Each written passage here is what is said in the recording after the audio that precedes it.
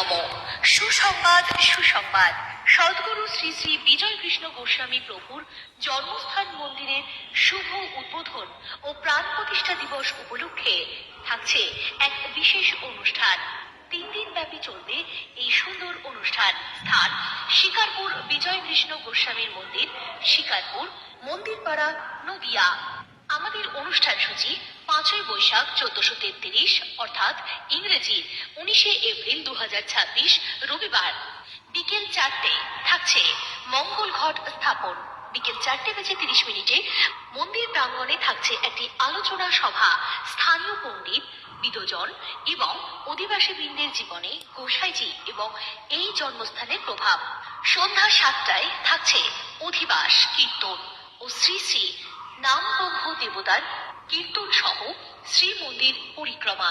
পরদিন অর্থাৎ 6 বৈশাখ 1433 ইংরেজির 20শে এপ্রিল 2026 সোমবার ভোর 4:30 থাকছে উষা কীর্তন, পরে নগর সংকীর্তন ও গ্রাম পরিক্রমা। সকাল 7টায় থাকছে শম্ভুসতী মহাহোম। সকাল 8টায় থাকছে প্রতিষ্ঠা কার্য শুভারম্ভ। দুপুর 12টায় থাকছে ভোগ নিবেদন ও ভোগ আরতি কীর্তন।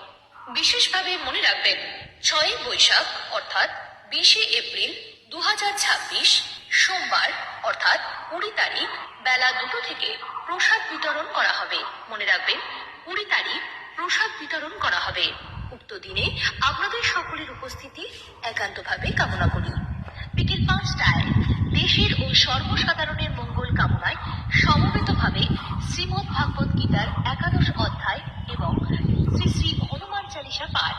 সন্ধ্যা 7টায় থাকছে সন্ধ্যা আরতি, সন্ধ্যা কীর্তন ও স্তোত্র পাঠ। রাত্রি 9টায় থাকছে নৈশ ভোগ নিবেদন ও ঠাকুরের স্মরণ। পরদিন অর্থাৎ 7ই বৈশাখ 1433 ইংরেজি 21শে এপ্রিল 2026 মঙ্গলবার ভোর 4:30 থাকছে মঙ্গল আরতি ও ভোর কীর্তন। সকাল 7টায় থাকছে যথাবিহিত পূজার শুভারম্ভ। সকাল 8টায় থাকছে বাল্যভোগ নিবেদন এবং সকাল 10টায় থাকছে শ্রী শ্রী নামব্রহ্ম দেবতার শুভ কীর্তন ও উৎসবের আনুষ্ঠানিক সমাপ্তি। উৎসবের সমাপ্তির পর ঠাকুরের নিত্য সেবা পুজো যথাবিহিত চলবে। মনে রাখবেন প্রত্যেক দিন সকাল থেকে থাকছে বিভিন্ন অনুষ্ঠানের মাধ্যমে মূর্তি স্থাপন, পূজা অর্চনা ও যজ্ঞ সহকারে পূজা অন্তে প্রসাদ বিতরণ। উক্ত দিনগুলোতে আপনাদের সহৃদয় উপস্থিতি একান্তভাবে কামনা করি। স্থানটি মনে রাখবেন শিকারপুর বিজয় কৃষ্ণ গোস্বামী মন্দির, শিকারপুর, মন্দিরপাড়া, নদিয়া। উক্ত অনুষ্ঠানে আপনাদের সকলকে জানাই সাদর আমন্ত্রণ।